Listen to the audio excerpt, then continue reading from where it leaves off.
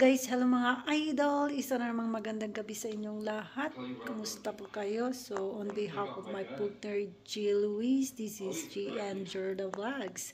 So, tonight's vlogs guys is magluluto po tayo ng adobo para po sa isang party.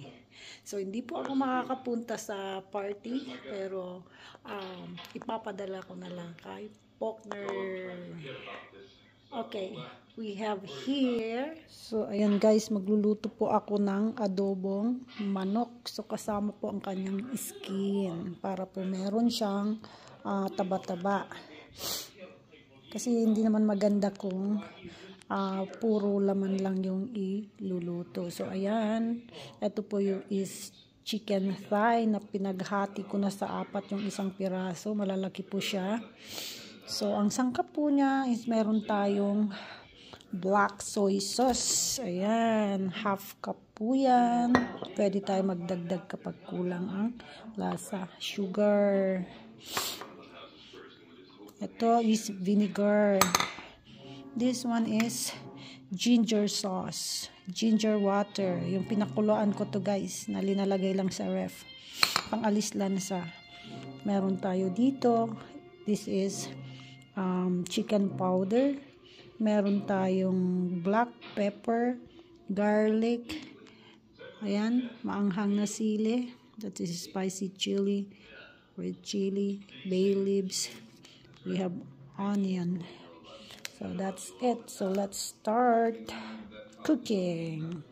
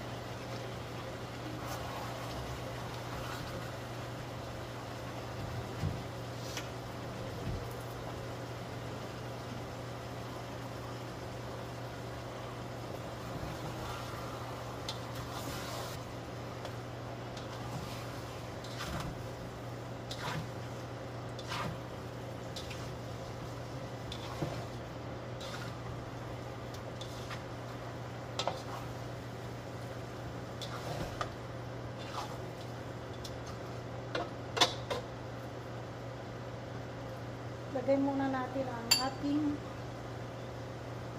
ginger water. Pang-alis lansa. Tulad natin ang ating sugar.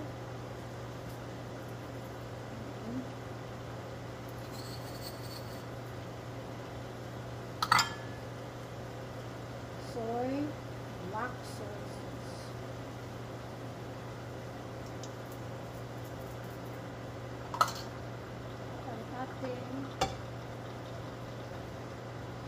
Ayan. Sarap.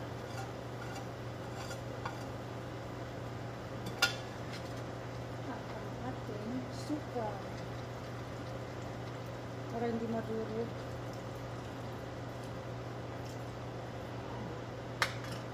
Huling-huli na po yung ating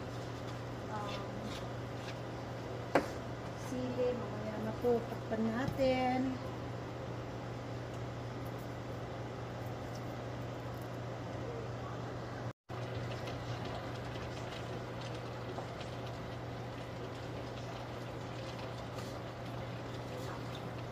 You don't need to put water, guys. Just the condiments, because the meat will produce water by itself.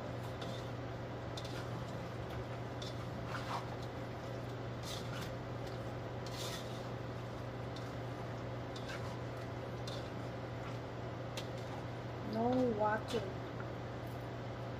no pineapple, just the vinegar. Using the apple cider vinegar instead of pineapple, apple cider. Let's cover and let's cook for 30 minutes.